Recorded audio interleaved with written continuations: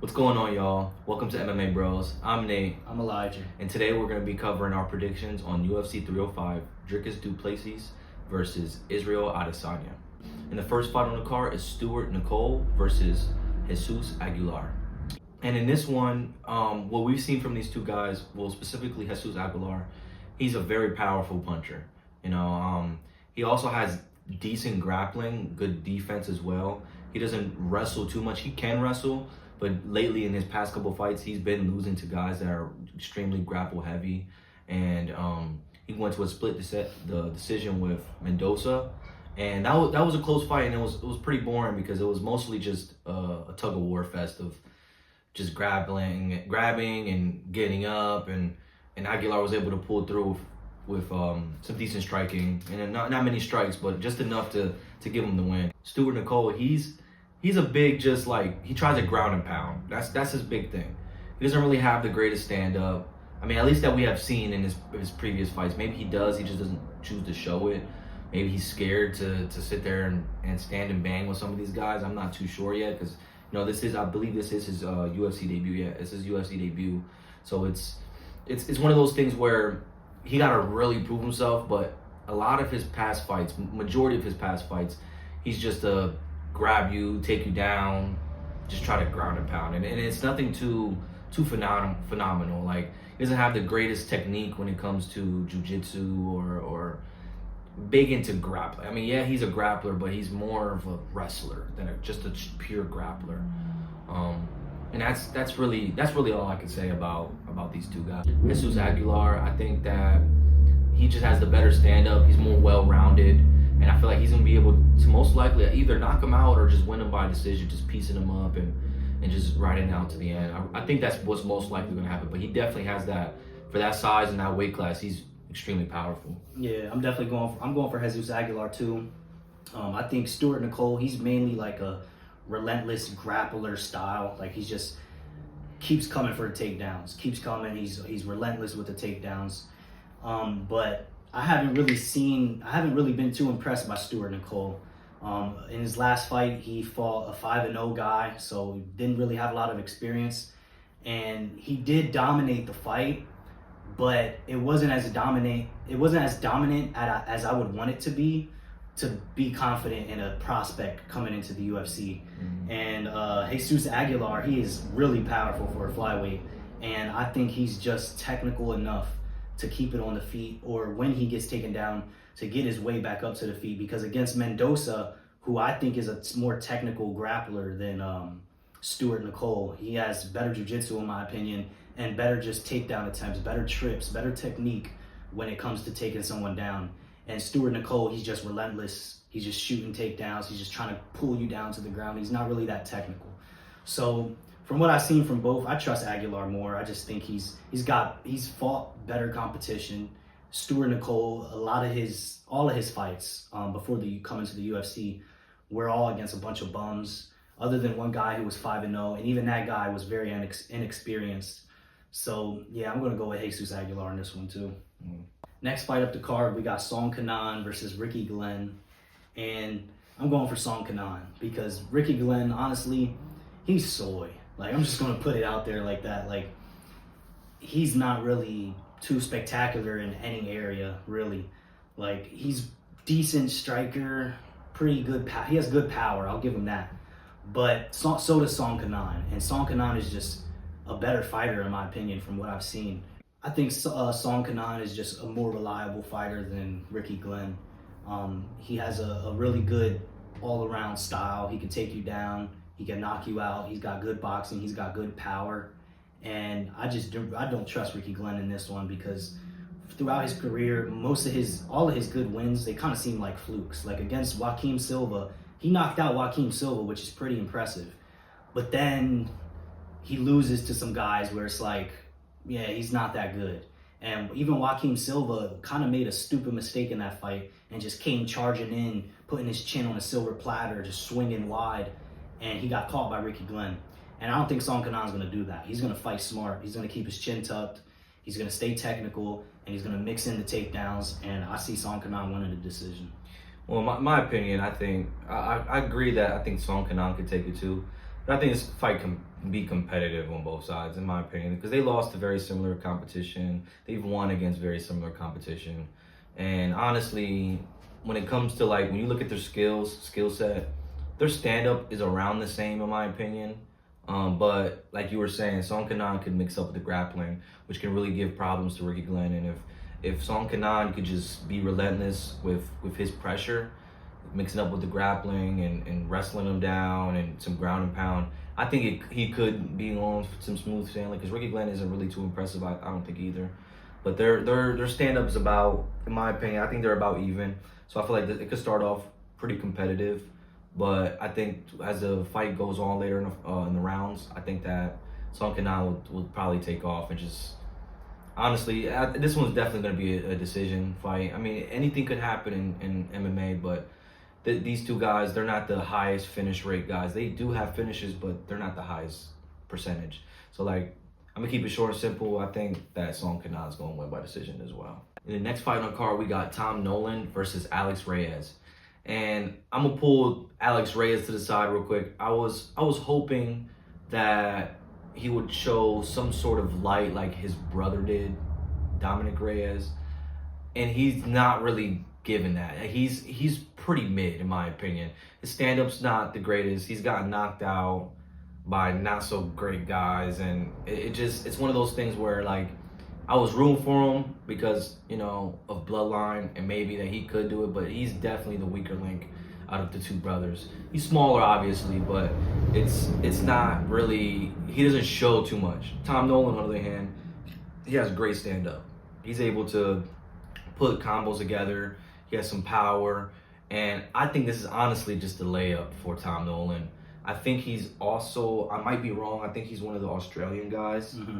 And usually whenever they do the fights in a certain area, it's in Australia. So they're going to try to give these guys some layups so they can get that crowd alive and going. There's nothing wrong with that because he is still, you know, closer to the beginning of his career in the UFC.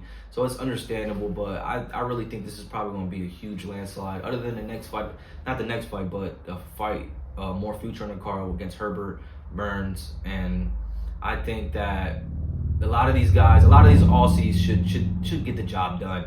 There's no way that they don't. They're pretty skilled, and Tom Nolan is no exception. He's got great stand-up, great, like I said, great combos, and Alex Reyes is more so on Alex Reyes' shitness more than how good Tom Nolan is. Tom Nolan could be great, but no matter what, Alex Reyes is, I think he's pretty tragic. Yeah, I think Tom Nolan, he's a pretty good fighter, and then Alex Reyes is a crappy fighter, if I'm being honest. Like, he's not good, and I don't even know why he's in the UFC still, because, like, dude lost both of his fights in the UFC by knockout. And he lost to, what was his name? Mike Perry 6 years ago.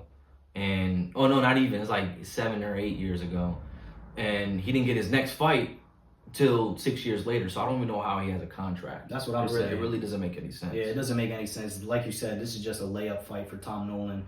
He should win this. You know, he's got really good range. He's really good at keeping the range. He's really tall, really long, and big for the division. I think he's 6'3" at lightweight, so he's really huge, and he's got really technical striking. So yeah, I think I'm going to go with Tom Nolan by knockout. Yeah, me too. Next fight up the card, we got Jack Jenkins versus Herbert Burns, and this is another layup for an Australian. Jack Jenkins should win this fight. Herbert Burns is soy. If Ricky Glenn is kind of soy, Herbert Burns is definitely soy, and he's a quitter. He's not a fighter. You know, he shouldn't be in MMA. He needs to find another route. Go back to jiu-jitsu. Yeah, go to jiu-jitsu grappling, because that's his sport, because he's just soy. He's a quitter. He doesn't like getting hit. So, and Jack Jenkins is a pretty good fighter. Mm-hmm. Like, he's not like, I don't think he's a crazy prospect that's going to like end up getting a title shot or anything, but I think he's a type of fighter that could be around that top 15 area, you know, maybe right outside the top 15. And Herbert Burns is a fighter that just is always going to win one, lose two, maybe win another one. Like, he's not that good, and he's soy.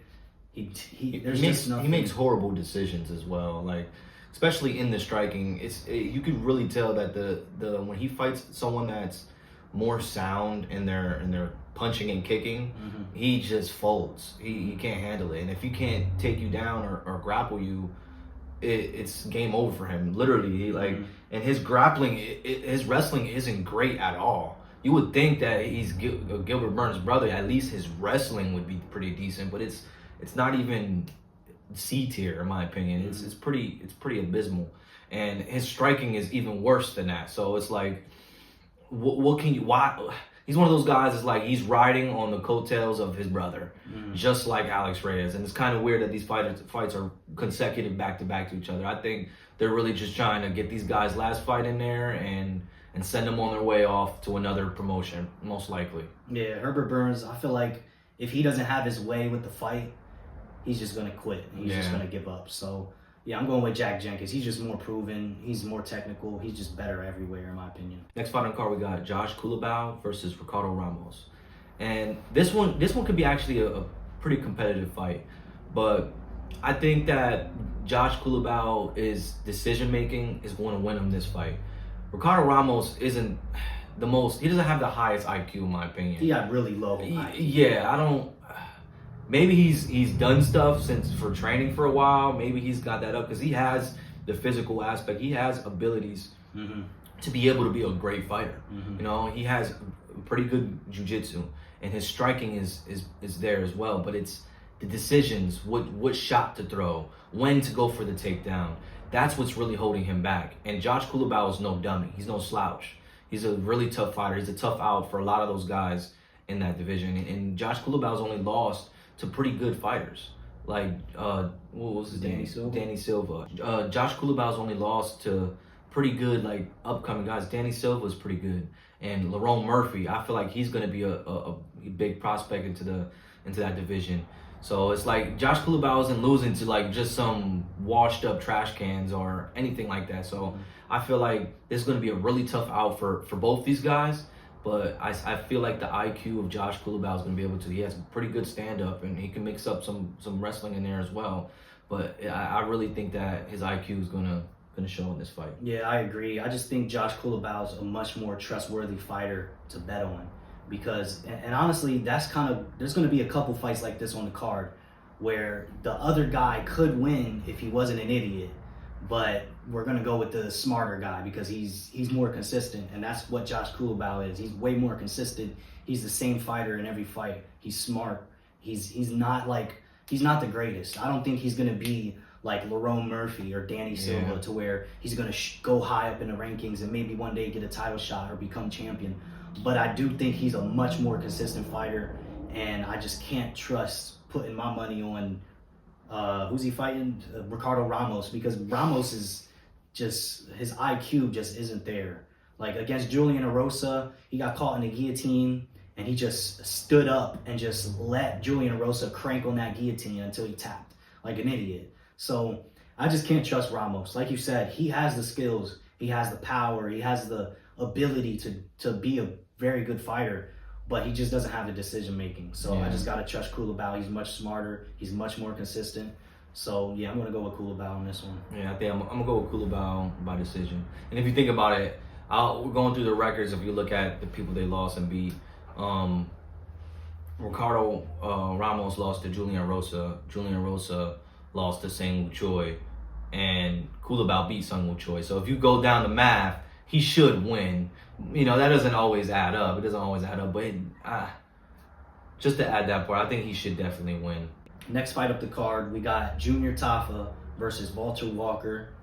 And very similar to the last fight.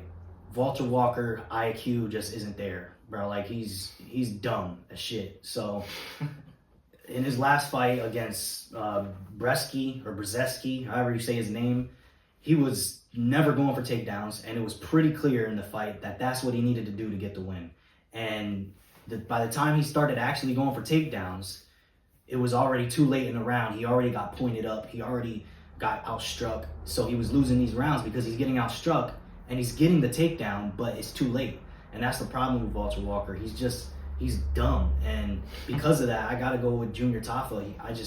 It's very similar to the Culibao fight, to where I think Junior Tafa is a little more trustworthy than Walter Walker. But if Walter Walker does fight smart, if he comes out aggressive, shooting a takedown right when the fight starts, like Khamzat Chimaev, and just comes straight at him with a heavy grappling pace, I think he wins the fight. I think he should win if he does that. So, it's kind of hard to say. It's kind of hard to pick. But because he's an idiot, I'm going to go with Junior Tafa. Because I think Junior Tafa is much smarter. And I don't know. I think Walter Walker should win the fight. Well, this is what all right, so in the last fight, we're talking about Josh Kulabau. I think that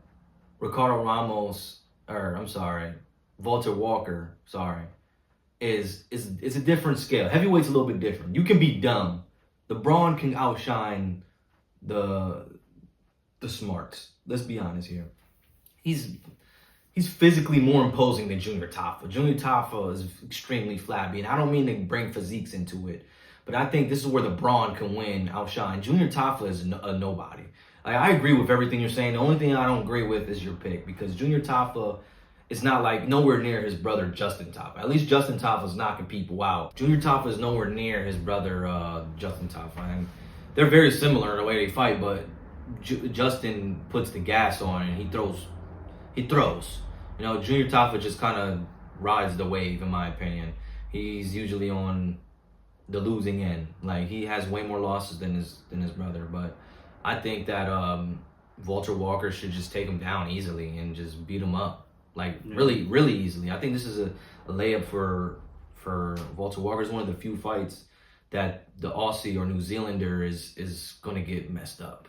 I think, like you said, Walter Walker has a big shot at losing too. It's like you said, he's dumb as rocks. He seems like he chews on rocks and eats crayons for a living. It does. But he's the brother of Johnny Walker. He's not the sharpest tool in the shed either. So I think that this one could go either way, but when you look at the skill and the actual strength, and when you look at the attributes, Walter Walker has all the attributes. So yeah, and honestly, originally I was going with Walter Walker, and now I think about it, I thought Junior Tafa was the better brother.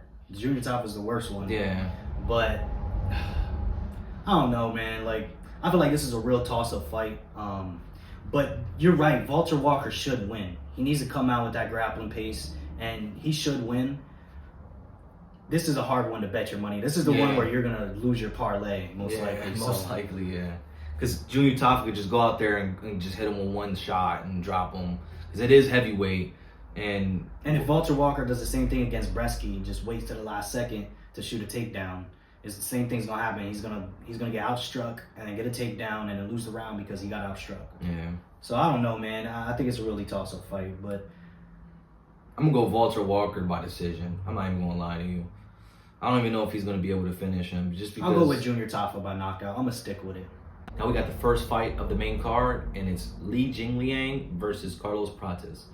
And I think this is a tough fight for Li. Carlos Prates is a upcomer. He's a prospect that could really do some damage in the division, at least in the top 15, maybe outside the top 15. But he can do some damage, and he has great stand-up. His kickboxing is amazing. His regular boxing is a little iffy, but his kickboxing is top tier, in my opinion. I really think that he has a shot into being some of the best stand-up fighters in that division, middleweight. But Li Jingliang, he's a dog too. We got to be honest, he's a dog. But the biggest problem is he's been on a 2-year layoff because of injuries from his last fight against Daniel Rodriguez. And it's hard to say when you're at a 2-year, like two years is like a limit. 1 year, okay, but 2 years is one of those things. It's like it's really pushing the limits to ring rust. He's definitely I think he's gonna have some ring rust. He's getting towards the end of his career, in my opinion. I could be wrong. He could come out, knock this dude out, and go on a tear again. Because he either knocks people out or he gets knocked out, or there's some decisions there, like in the last fight. But he's usually a very explosive. This should be a very explosive fight. A lot of striking. This is like a fighter's fight. So I think that Carlos Prates is going to have the edge, not just based off of that ring rust, but I really do feel like the range is going to be a problem for Li. It always has been, and it's tough. It's tough. I think Carlos Prates got this one. Yeah, I'm going with Carlos Prates too. Like you said, Li Jingliang coming off a 2-year layoff, And it's not like he took the layoff to rebuild himself and put some work in the gym. He was injured. And 2 years from an injury, like that must have been a bad injury if it took that long. Or maybe he thought he recovered and then he injured it again or something. So I think I'm mainly picking Prates on the injury, because if he wasn't coming off a 2-year layoff with an injury, I'd be a lot more like toss up, because Prates, like you said, his boxing isn't like the best. And, you know, he was getting caught by Charles Radke. He was getting caught by Trevin Giles. But he is, like you said, really good Muay Thai, really good kickboxer. He had some kickboxing fights recently and was winning all of them. And his Muay Thai looks really good. He's got a lot of power. His knees are very dangerous. So, and Li Jingliang coming off that 2-year layoff, I'm not sure how he's going to look coming into this fight. And so because of that, you know, I think if he wasn't coming off a 2-year layoff, I'd probably be entertaining the idea of picking Li Jingliang. But because of that 2-year layoff, I'm going to go with Carlos Prates. He's younger. Li Jingliang is getting up there in age. I think he's like, 36? He's 36 years old. Carlos Prates is only 30 years old, so he's way younger. Well, 5 years younger, but still, there's a difference between 30 and 35. He's an upcomer, a prospect, and, you know, he's got more room to grow. Yeah. And he's got more what's the word I'm looking for right now? He's got more momentum than Li Jingliang, and he's younger. So, and also that 2-year layoff, I gotta go with Carlos Prates. Yeah, I feel like you were saying, like Carlos Prates is younger, 5 to 6 years younger, and so he's able to work on his boxing. So if he goes in there, and honestly, I think this could be fight of the night, or even finish of the night. It could be either or, because Li Jingliang, we're saying, he is a dog. He goes in there, he bites down on the mouthpiece, and goes out there and try to entertain, you know. So it's tough to say, but yeah, I think Prates is going to finish him. I think he will. Next fight up the card, we got Tai Tuivasa versus Jairzinho Rozenstruik. And man, I really hope Tai wins. I'm a huge fan of Tai, man. I love him. He's fucking awesome doing the shoeies when he gets a KO. I hope we see a shoey. But I don't think it's going to happen, because Tai just has not been looking good recently. He's on I don't even remember. I think it's a 4-fight losing streak. All finishes, KOs, submissions, and some rough ones in there too. Yeah, some really bad beatdowns against Ciryl Gane. A bad KO loss against Pavlovich. Who KO'd him? Pavlovich, yeah. Pavlovich KO'd him bad. And these are really good fighters. Don't get me wrong. Like, I think Pavlovich would probably KO Rozenstruik too. But Rozenstruik, he's just a much more technical striker than Tuivasa. Tuivasa, sometimes he likes to stay at range and exchange leg kicks. And I think Rozenstruik is better at range. And Tai, he really needs to just get in Rozenstruik's face and make it a dogfight. And I think that's what he's going to do. He's going to do that. He's going to get aggressive, and he's going to leave those openings, and he's going to look for Rozenstruik to leave an opening. But I think he's going to get caught when he does that. And I think his chin just, it isn't the same anymore. It is. You know, like back in the day, we could be like, oh, Tuivasa, he's got a crazy chin. So, you know, he's just going to take everything Rozenstruik throws and knock him out. But now I feel like you can't say that, because his chin is just done. It's not as good as it used to be, because he's taken so much damage. And he's just not that technical. And I think Rozenstruik's a much more technical kickboxer. So because of that, I'm going to go with Rozenstruik. Yeah, I would agree too. I think Tai could do it. I'm rooting for Tai as well. He's one of my favorite heavyweights of all time, just because of his persona, his antics, and he does go out there and knock people out. But he hasn't had a good win in years, so I feel like this could be the fight. This is the thing, though. Tai loses to extremely skilled, I don't want to say extremely skilled, but the skilled guys of his division, because heavyweight tend to not have as much skill as the lower weight classes. But when he fights those guys that do have skill, he tends to lag. But Rozenstruik is right on the precipice of, does he really have skill, or is he just a decent guy? It's hard to say. Rozenstruik is more technical than Tai, but Tai, like you said, is a dog, and that's why he is in the top 10 or top 15 of heavyweight right now. but like you were saying, he's taken some really bad losses. And I don't know if his confidence is going to be there. Maybe it will be. Maybe he'll have that fire lit under him, especially since they're in Australia. So he can definitely get that shot. I think that this is a winnable fight for Ty, but the problem is his loss. His losses. They're both around the same size. He's not fighting a taller guy now. And I personally think Ty is a faster puncher than Rozenstruik. So I feel like if he is able to get it up against the cage, he can definitely put some damage on Rozenstruik. He just touches Rozenstruik, it's going to hurt. And he probably will wobble because Rozenstruik doesn't have the greatest chin either. So if he's able to just touch him and then just swarm him, that's his only shot. I feel like he just got to be able to land, not even cleanly. He just needs to land enough to just stun Rozenstruik, and then it's over. But Rozenstruik can also do the same thing. Rozenstruik has much better straight punches than Tai Tuivasa, and they're more accurate. That's what I mean by better. They're not faster, but they're definitely more accurate than Ty's straight punches. Ty's more of a gunslinger. He's a wang and slang kind of guy. So I think that if Ty lands one or if Rozenstruik lands a really clean straight, it can definitely damage and probably wobble Tai Tuivasa, and he'll go for the finish. So this one's I think this one's a toss-up. But if it wasn't for his losses, I'd definitely be saying, Ty all day. But I think I'm gonna go with, fuck it. I'm gonna go with Tai Tuivasa. I think I convinced myself because I was gonna say Rozenstruik, but it's hard to bet against Tai Tuivasa. But I'm thinking that it's gonna be a tough go. It definitely is 50-50. But Rozenstruik shows that in this fight he's a little more technical. So if I'm wrong, you know why I was wrong. Yeah, I feel like this fight, it depends on who lands the clean shot first. Whoever lands the clean shot first is going to wobble their opponent, and they're going to win. That's how I see this fight going. If Tuivasa can land a flurry in the beginning of the fight, I think he's going to KO Rozenstruik. But if Rozenstruik lands that straight or lands that punch as Tuivasa's coming in and wobbles, I think he's going to wobble him if he does. And then he's going to finish the fight. So it really depends on who lands the clean shot first.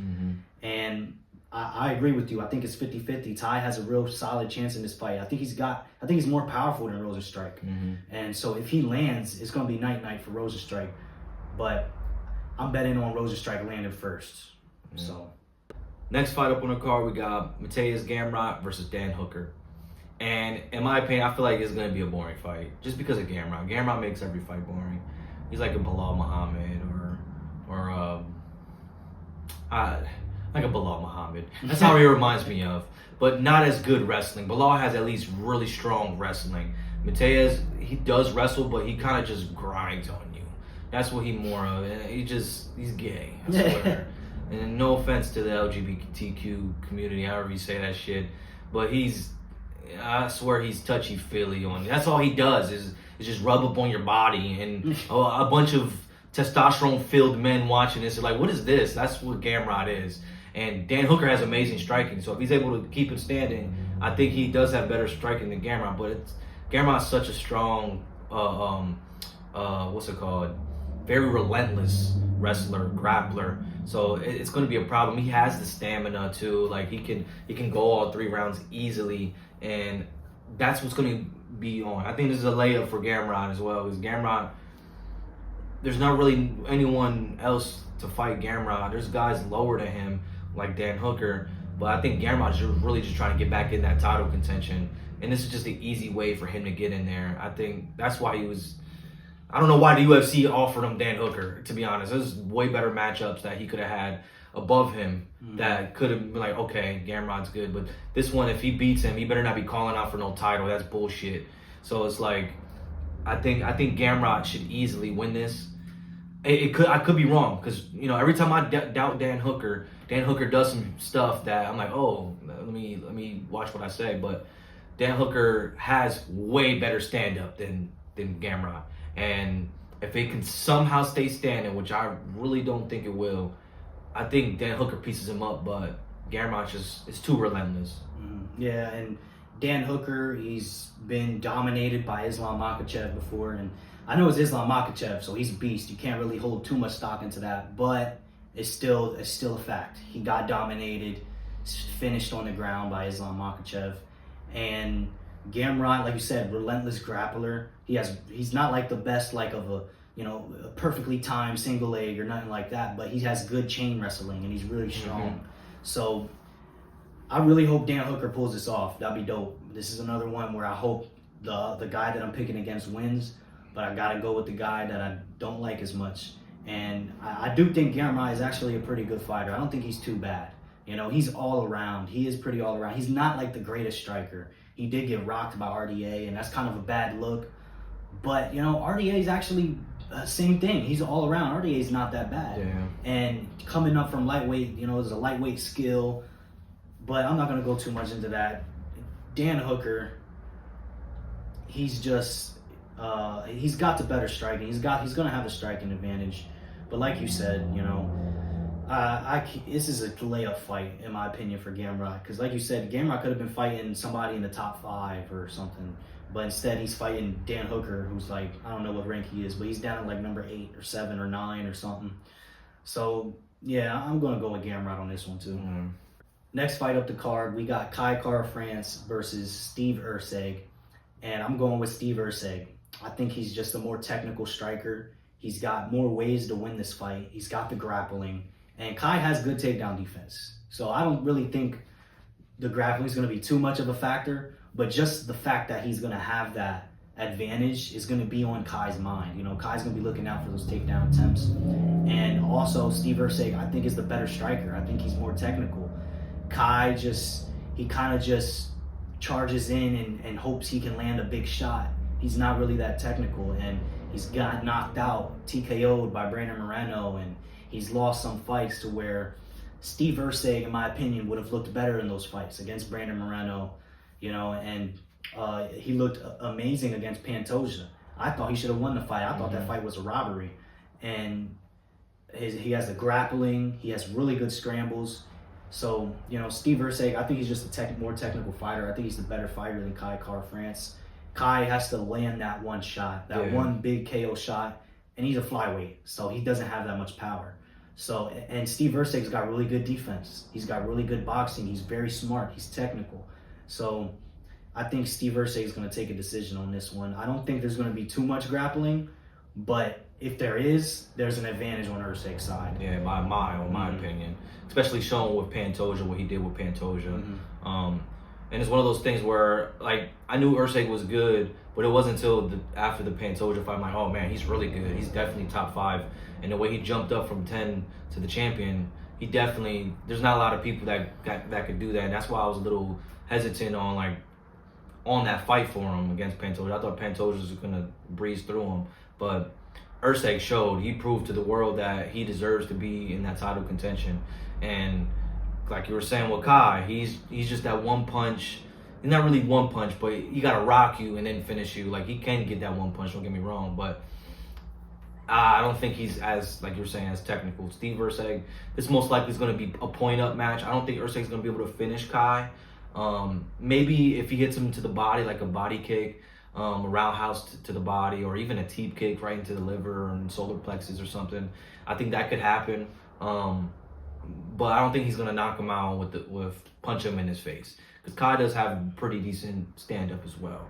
I think Erceg, if he will finish him, he will just have to catch him at a perfectly timed. Kai's going to have to make a mistake, which is possible. But I think it's going to go to decision. And Erceg is probably going to. I think he's going to school Kai. Yeah, I really think he's going to school him. His stand-up is way more evolved than Kai Kara-France's. And, Kai has that. If he's able to get in there and disrupt Erceg's timing, I think Kai could do it. I really do. But I feel like Steve Erceg's not gonna let that happen. He's too much of a cerebral and skilled fighter combined. Like, he's really good. So I'm gonna go with Steve Erceg by decision. And then for the main event, we got Dricus du Plessis versus Israel Adesanya. And this one's tough because, Israel Adesanya is one of the greatest middleweights to ever fight, in the UFC. And then Dricus is one of the most, he is the biggest physical specimen of the middleweight division. Like, we got like Paulo Costa, right? And then Jared Cannonier, but Dricus, dude, he's just his presence in the cage. He feels like he's he shows that he's bigger than what you really think. When you see him in the cage, the amount of area that he possesses is kind of insane. Like he pressures you from all angles. He knows how to cut the cage off. He's a beast. Honestly, he's like a beast of the middleweight division that just goes in there and just controls everything. You know, like his striking isn't the most technical, but whenever you take a punch, even when you block it, it drains your energy. Like he keeps going. So he's a very special case in the middle. I've never seen a fighter like Dricus. Like, and he does have good wrestling as well. He can tire you out with the grappling.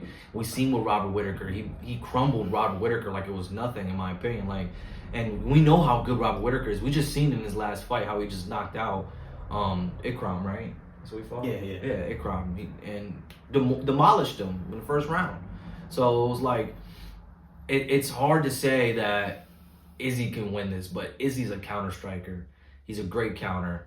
And I know Dricus already knows that, but he hasn't fought a true counter striker yet. And that could be a problem. Izzy has power.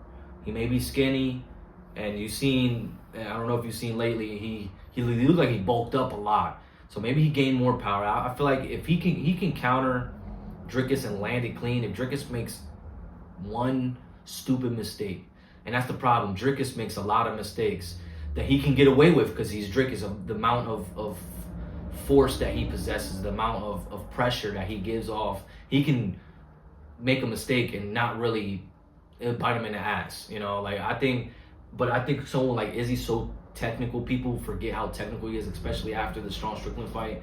Sean Strickland has that pressure too. And that's what's scaring me about Izzy. When he gets pressure like that, he tends to fold. But we seen what Alex Pereira, he was pressuring the second fight. He was pressuring Izzy, and Izzy countered him. So it can happen. It looked like Izzy can be losing, because he probably will be losing, and all Izzy got to do is catch him. I think that's the only chance Izzy really has is to catch Dricus. And Dricus can do whatever he wants, and most likely win, in my opinion. Yeah, how I see this fight is like, Dricus is a walk you down, get in your face, drag you into a dogfight type of fighter. And that's very similar to Sean Strickland. Strickland in that fight against Izzy was just getting in his face and forcing Izzy to throw hands, forcing Izzy to fight with him. And Dricus does that very well. And not only that, but he's got more power than Sean Strickland.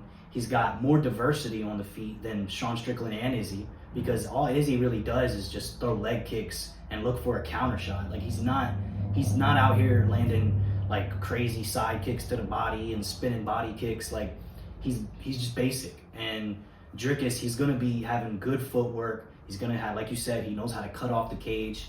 And I was originally gonna go with Izzy, because you think of Dricus, you think sloppy on the feet. Izzy's technical, he's good counter striker. And, you know, I was thinking he could catch Dricus just leaving himself open, and that can happen. And I think if that's going to happen, it's going to have to happen in the early 2 rounds. But I think Dricus is going to be smart, and he's going to see those counter shots coming. He's going to keep his guard up, because he actually does have a pretty good guard. He does keep his guard up. He's got he's going to throw the leg kicks in. And that's another thing. He's got powerful leg kicks and pretty good leg kicks. He's going to be throwing those leg kicks. He's going to be mixing the body kicks. And he's not going to make it easy for Izzy. I don't think he's going to make it easy for Izzy. And Izzy, man, when you drag him into a dog fight, like you said, he shies away from those. He doesn't really like those dog fights. And, you know, after that Alex Pereira performance, you might be thinking, but he proved himself against that. But then directly after that, he gets masterclassed by Sean Strickland. And we seen Dricus and Sean Strickland, they were neck and neck in that fight. A really close fight. Could have went either way. So it should have went to Sean Strickland, in my opinion. But like I said, it was a very close fight, and Izzy got dominated by Sean Strickland. MMA math don't always work out like that. But when I look at it from a stylistic standpoint, if Izzy doesn't get a KO in the first 2 rounds, I see Dricus taking over in those later rounds, because Izzy just tends to, in those 3rd, 4th, and 5th rounds, he tends to just go into cruise mode and just leg kick at range and jab and just pitter pat. And Dricus is just going to keep coming. He's going to keep walking him down. He's going to keep throwing heavy strikes. He's going to be going for those takedowns. And Izzy got his back taken by Robert Whittaker. Izzy got taken down by Marvin Vettori. he's not as good as a grappler as Dricus. Mm-hmm. He's just not. And if Vettori was able to give him pretty close fights, like he clearly lost the champion title fight, but it was like kind of close, you know. And Dricus is just way better fighter than Marvin Vettori. So it's hard to, I don't want to do just MMA math because. So I'm gonna go more into the technique. Like Dricus, he's gonna have those leg kicks. Strickland didn't have those leg kicks. He's gonna have the power. Strickland didn't have that power. He's gonna have the grappling. He's gonna have that physical presence that Strickland didn't have. So he's got even more ways. He's got even more options. And because of that, that's why I'm going with Dricus. And if you want to say, oh, is he? He's really good at counters. Which he is. And he caught Alex Pereira when Alex Pereira was going crazy on him against the cage. I don't think Dricus is going to make that mistake. He's smart. He knows. He's a very smart cerebral fighter. He's not going to make that mistake. If Izzy does that, starts shelling up, looking for that counter up against the cage, I think Dricus is just going to go for a takedown. And maybe Izzy throws that knee, and maybe he catches him with a knee or something. But I don't think so, man. You don't really ever see Izzy catching dudes with knees as they're coming in for takedowns. So, I'm going to go with Dricus. But I do low-key kind of have a feeling that Izzy could pull it off. I feel like it's just written in the script. You know what I mean? Like, the script is Izzy comes back and wins the title, and everyone starts glazing him. So, I don't think it's that. I mean, the scripts, whatever about that. But forget that. Izzy's an extremely skilled fighter. No one else above the top 5 can really mess with him. Nobody. The only people that can mess with him are the ones that we're talking about now. Sean Strickland, Dricus. So we can't forget about how skilled he is. He's probably the best counterpuncher to ever walk in the middleweight division. I'm not trying to glaze him, and I'm really not, because he just is. You don't see counterpunchers do really well in MMA until we've seen someone like Izzy. So I think that overall Dricus is going to win, but. Like you were saying, there is a chance. I think it's going to be a good fight, and it's just like everything always for the UFC. It always works out the way they want it to work out. Sean O'Malley gets a fight against Piotr Jan and wins, and then he gets a fight against Aljo and just smokes him, and then he gets a defense against Cheeto, and it's like everything just for the UFC. John Jones with the robbery wins against Reyes. I think that's matchmaking, though. I don't think that's them setting up the fights. I think they matchmake purposely. But my point is that everything works out for the UFC the way they want it. And Dana White wants Israel Adesanya to win this fight. He doesn't want Dricus to win. He just doesn't. He knows it's going to be more money for him, and he just loves Izzy. He loves John Jones. He loves to glaze these guys. So he wants Israel Adesanya to win. That's what the UFC wants. So I could see it happening because the UFC always gets what they want. But I'm going to go with Dricus because when you look at it from a technical standpoint, I think he should win this fight. Yeah, I agree. But that's going to wrap it up. Thank you for joining us here at MMA Bros. I'm Nate. I'm Elijah. And we hope you guys have a great night.